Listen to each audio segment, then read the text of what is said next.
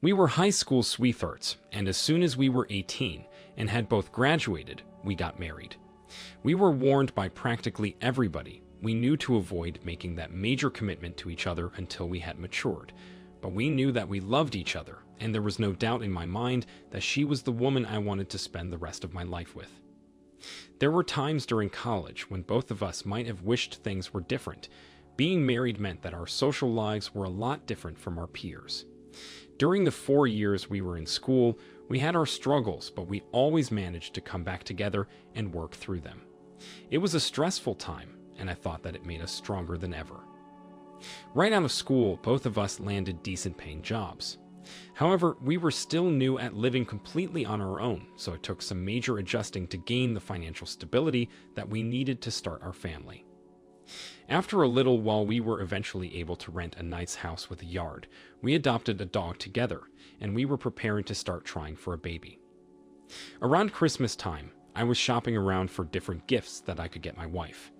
One thing she had always told me she was interested in doing was a boudoir shoot.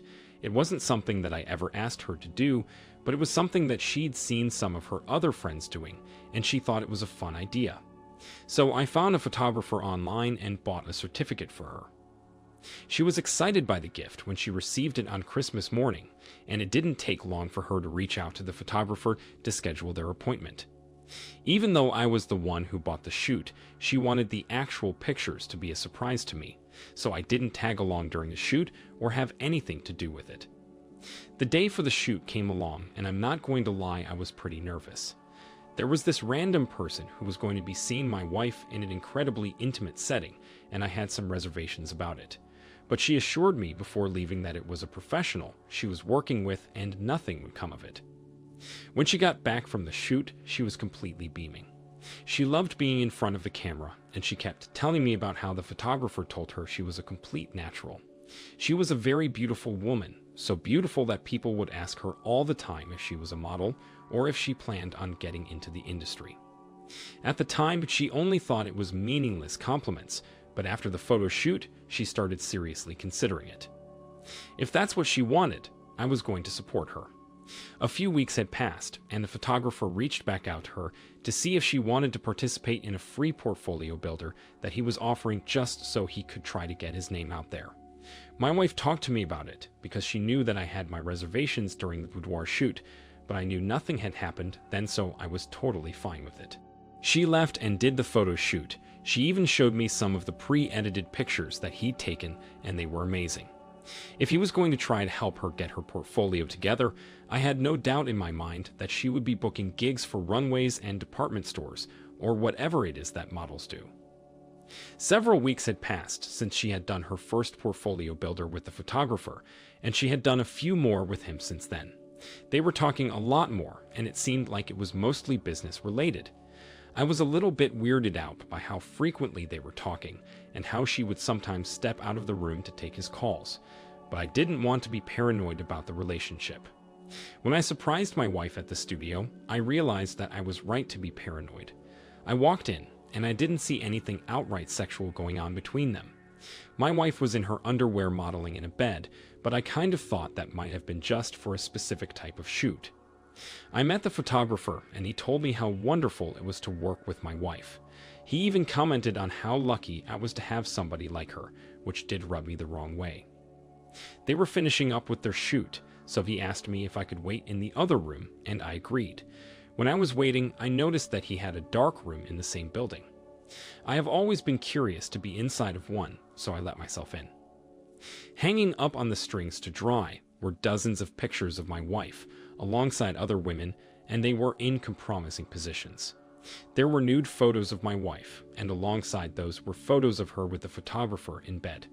I didn't know right away if they were photos that were being taken for some specific shoot, but she didn't tell me that she was in that position with him. The more I looked, the more I realized that there were pictures of them having sex. There was nothing professional about what I saw in those pictures. I could still hear them in the studio taking pictures, so I snagged a couple of them off the drying rope and put them in my bag. I picked my head back inside, trying to hold back my rage with everything in me. I just yelled at them that I had to go into the office and enjoy the rest of their time. I was fuming. She had been coming here under the guise of trying to start a career in modeling, but she was sleeping with the photographer. When I got back home, I instantly looked through their emails and saw countless messages between them. He was telling her that she was the most beautiful woman he'd ever seen, how he had to be with her, etc. She never once mentioned how she thought it was wrong because she was married. She loved the attention he was giving her. I printed those emails and gathered all of the evidence that I could and put it in an envelope. I sacrificed what should have been the best years of my life being married to her, and she threw it all away as if it meant nothing. I was going to show her exactly how that made me feel. I managed to do some online sleuthing and found some of the other models he was sleeping with through his Instagram. I emailed some of them and their agents, telling them that I was interested in hiring them for a fashion brand I was creating. I got a surprising amount of responses, and I invited all of them to meet me at the same time. My wife was one of those people. They all met me at a studio I rented, and the photographer that had been sleeping with my wife was also invited under the assumption he would be photographing for a catalog. When he arrived and saw all of the women, it looked like he wanted to run away. My wife finally arrived, and shortly after an altercation broke out. All of the women were yelling at the photographer for lying to them and telling them that they were the only ones he was with. My wife thought that as well. However, she was too busy fighting with me. She tried to blame me for invading her privacy and going through her emails, but I told her that I wanted a divorce and walked away. I went home and packed up all my things to go stay with my brother until I could find another place to stay permanently. But the divorce is currently underway, and it's looking like it's going to be pretty favorable toward me. OP, first of all, I'm very sorry for what you had to go through. It's such a shame that somebody who you trusted so much would turn their back on you and betray you in such a way. The photographer seems like the classic sleazy photographer type, and it would have been beneficial to know that before your wife spent more time with them. From what it sounds like, he has no intention of even helping her with her career. He was just trying to sleep with her, and she did. I wouldn't be surprised if nothing came of that at all. Good on you for recognizing what was happening and ending it when you realized she was cheating. It's never easy to make that decision, but in the long run, it's the right one. Now, let's move on to our next story. We've been married for 8 years. We met in the workplace, and after my wife got pregnant for the first time, we decided that it would be best for our situation for her to stay home with the kids. It was a mutual decision because she didn't trust leaving the children with daycares or babysitters, and I made more than enough money to take care of all of us without her working. After our second child, we decided that we needed to upgrade our housing situation to accommodate our growing family. We were able to find a relatively decent-priced house that fit our needs. Because of its cheap price, there was a lot of work that we needed to have done on it. I was busy with my full-time job, so I couldn't take over the project, so we ended up hiring a contractor. I left the decisions on who to hire to my wife, since she would be the one dealing with them most of the time, and honestly, as long as I had my office space in my home to my liking, I didn't really care much about what the rest of the house looked like. She hired a newer contractor who had recently graduated from a technical college with skills in electrical work, plumbing, and HVAC. It seemed like he was a well-rounded contractor that could take over quite a few areas that needed work in the house. He usually works during the day, so I never really saw him. He was gone by the time I got home from work around 6 p.m. One day, when I had a headache at work and decided to come home a little bit early, I realized that he was quite good-looking. I hadn't known that he was an attractive man before I agreed to hire him. I wasn't jealous, but it made me a little bit uncomfortable knowing that there was this man in the house who my wife would have been crazy not to find attractive. I trusted her, so I didn't think she was going to do anything with the man. When I saw him for the first time, I joked with her about it, and she thought it was ridiculous. Whenever I would be home from work, she would tell me about everything that happened during the day, what the contractor had told her, and what they'd done. From the sounds of it, it seemed like they were generally out of each other's hair. One day, there was a small fire in the office, and after the fire department came and put it out, our boss just had everybody go home early because of the strong smell left behind. I was so thankful to leave. It was a Friday, and I was going to be getting a head start on the weekend, so I was thrilled. That feeling instantly vanished when I walked into my house and heard silence inside.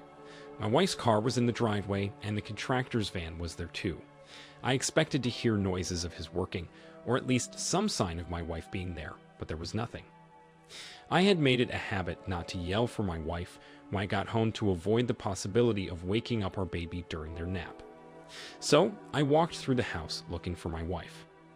When I made it to our bedroom, I heard the noise inside before I opened the door. There was a soft thudding noise, and every now and then I could hear stifled moaning. Right away, I knew what I was going to be walking into if I opened the door. I braced myself for what I might see when I opened the door, then pushed it open. Of course, my suspicions were confirmed when I saw the contractor in bed with my wife. They didn't even notice me right away. I yelled at them, asking what was going on, and the contractor jumped away from my wife and she sat up, trying to cover herself and telling me that it wasn't what it looked like. I couldn't understand how she could try to rationalize what I had just seen as being something else, but she was. I stormed out without saying a word or even bothering to listen to her excuses and checked myself into a hotel for the night. I spent about half of the night tossing and turning and trying to think of what my next steps would be. I had absolutely no desire to be with her ever again, but filing for divorce and saying I caught her cheating would only be my word against hers. She could easily lie and say that I was accusing her of something false. I needed proof. After doing some digging online, I learned that I could look at my detailed phone bill to see what calls and text messages had been sent out. Apparently, the providers keep records of all of that. The more I looked, the more I realized what happened with her and the contractor was not a one-time thing. They communicated quite often, and some of the text messages that they shared were very explicit. I saved that information so I could use it in our divorce filings. But I still felt like I needed to do something else to get revenge. I knew that if her parents found out about what she did, they would practically disown her. I was family to them, and knowing that their daughter cheated on her husband and stole a happy life away from her children would upset them. In the morning, I gave them a call and asked if I could come to dinner with them sometime soon because I was planning a surprise for my wife. All the while, she was texting me and calling me nonstop, begging me to come home and telling me to think about the children. As if she was thinking about the children when she was cheating on me. I had dinner with her parents, and her sister came along as well. While we were there, we caught up, and they asked me why I gathered them all, and I told them about what happened. I showed them some of the tamer messages between her and the contractor, wanting to spare them the gory details of what their daughter was saying. They were appalled by her behavior. They called her later that night and told her how disappointed she was and how wrong she had been for throwing away a good marriage. I knew she felt badly too, and she wanted to do what she could to fix it, but I wasn't going to hear that. I took the evidence that I had to my divorce attorney and started the filing. In the end, I let her keep the house that she and the contractor had built together, and I bought a new one for myself. I didn't have to pay any spousal support because she had violated the terms of our marriage, so she was forced to get a job. We now have joint custody of our kids, and we try to be amicable with each other so they aren't hurt. OP, it's never easy realizing that your partner is being unfaithful, and it's especially more difficult when children are in the picture. What she did with the contractor was a breach of your union, and divorce was the only way out of it. However, I am glad that you two are able to be friendly with each other for your children's sake. It's very clear that she knew all along that what she was doing was wrong, but she either didn't care or wasn't strong enough to resist the temptation. I wish nothing but the best for you in the future, and hope you can move on from here and be happy. Thank you all for taking the time to listen to today's stories. If you enjoyed listening, please feel free to like and subscribe if you haven't already. Also, comment below with your thoughts on what happened. If there is a story you would like to share with me about your own situation or someone else's, then please do not hesitate to contact me. Take care.